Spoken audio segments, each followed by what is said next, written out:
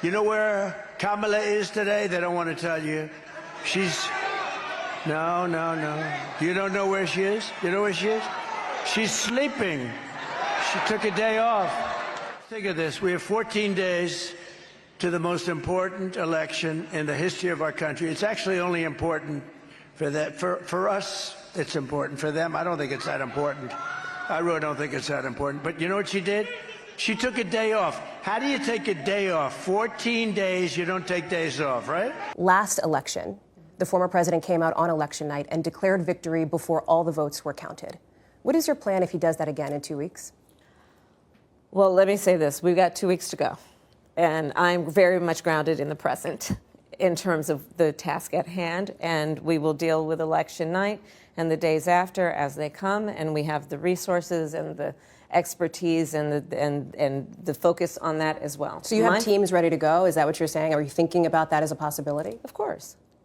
This is a person, Donald Trump, who tried to undo a free and fair election, who still denies the will of the people, who incited a violent mob to attack the United States Capitol, and 140 law enforcement officers were attacked. Some were killed.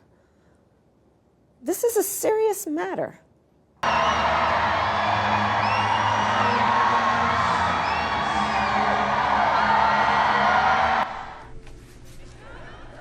He went to a McDonald's and dressed up as the drive-thru worker. And I'll tell you this, though, that 5 minutes he stood next to the deep fryer, I'll guarantee you that's the hardest that guy's ever worked in his life. We are ready for a President Kamala Harris, somebody who's raised in a middle-class family, who actually worked at McDonald's.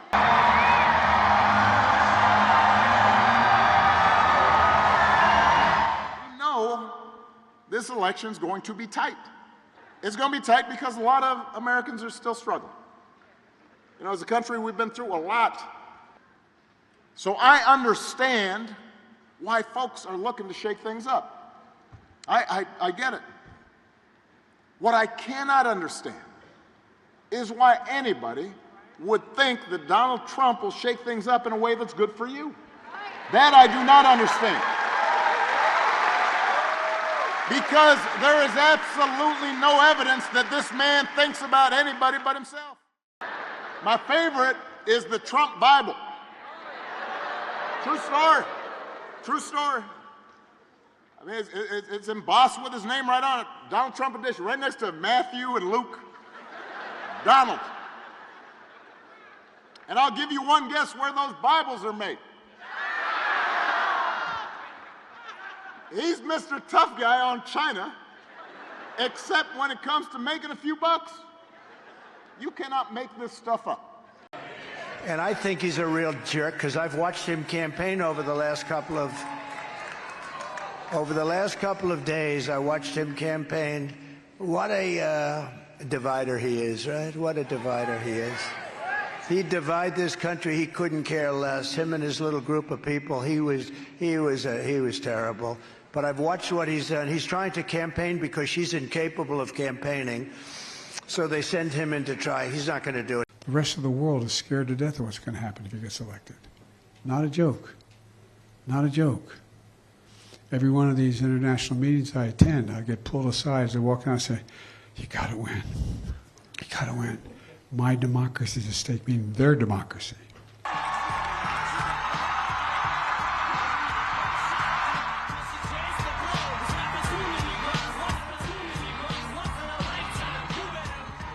So I don't usually get nervous. But I was feeling some kind of way following Eminem. I mean, I notice my palms are sweaty, knees weak, arms are heavy, vomit on my sweater already, mom's spaghetti.